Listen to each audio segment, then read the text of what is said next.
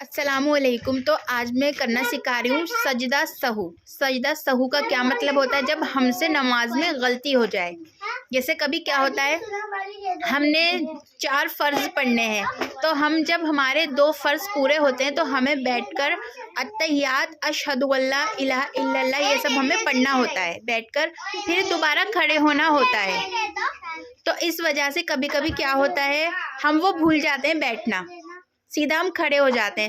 تو اگر ہم سے ایسی غلطی ہو جاتی ہے کہ ہم 4 فرض پڑھتے وقت یا 4 سنت پڑھ رہے ہیں، تبھی بھی ہمیں بیچ میں 2 سنت پڑھنے کے بعد بیٹھنا پڑتا ہے، تو اگر ہم سے یہ غلطی ہوئی ہے، نماز میں ہم سے کوئی بھی غلطی ہوئی ہے، تو ہمیں سجدہ سہو کرنا بہت زیادہ ضروری ہو جاتا ہے۔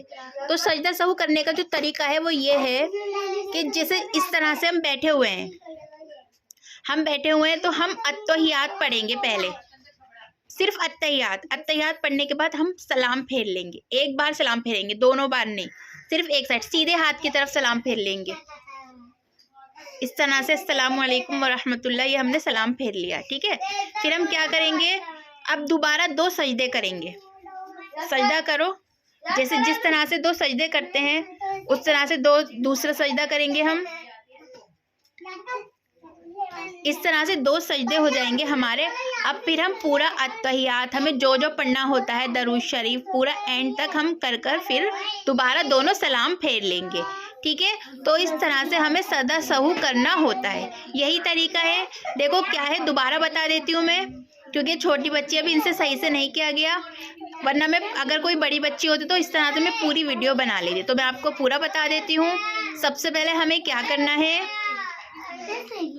ہمیں پہلے بیٹھنا ہے، التحیات پڑھنی ہے، التحیات صرف التحیات تک پڑھنا ہے، ٹھیک ہے۔ التحیات پڑھنے کے بعد ہمیں ایک بار سلام کر لینا ہے، مطلب سیدھے ہاتھ کی طرف السلام علیکم ورحمۃ اللہ کرنے کے بعد پھر ہمیں 2 سجدے کرنے ہیں، جس طرح ہم سجدے کرتے ہیں اس طرح سے ہمیں سجدہ کرنے کے بعد پھر پورا مکمل جو ہم پڑھتے ہیں پورا اس طرح سے التحیات اشہد اللہ الہ اس طرح سے سب کچھ پڑھنے کے بعد درود شریف جو بھی ہم پڑھتے ہیں اور ہمیں پھر سلام پھیر لینا ہے۔ تو اس طرح سے ہمارا سجدہ سہو ہو جائے گا۔ سجدہ سہو جو بھی ہماری نماز میں غلطی ہوگی ہماری پوری ہو جائے گی، اللہ سبحانہ وتعالیٰ اس غلطی کو ہماری معاف کر دیں گے۔ تو ویسے تو ہمیں اپنا نماز میں اس طرح سے دھیان لگانا چاہیے کہ کوئی ہم سے غلطی ہو ہی نہیں، ٹھیک ہے۔ اور پھر ایک اور میں چیز بتاتی ہوں، جب ہم نماز کے بعد دعا کرتے ہیں تو دعا میں ہمیں پیارے نبی نے فرمایا ہے، دعا میں ہمیں 4 چیزوں سے پناہ ضرور مانگنی چاہیے جب بھی ہم نماز کے بعد۔ تو ہمیں جو پناہ مانگنی ہے، سب سے پہلے تو قبر کے عذاب سے پناہ مانگنے کی دعا کرنی چاہیے، جہنم کے عذاب سے پناہ مانگنے کی دعا کرنی چاہیے، اور زندگی اور موت کے عذاب سے پناہ مانگنے کی دعا کرنی چاہیے، اور دجال کے فتنوں سے اس بات کے لیے بھی ضرور دعا کرنی چاہیے۔ تو ان 4 چیزوں سے پناہ ضرور مانگنی چاہیے اللہ سبحانہ وتعالیٰ سے۔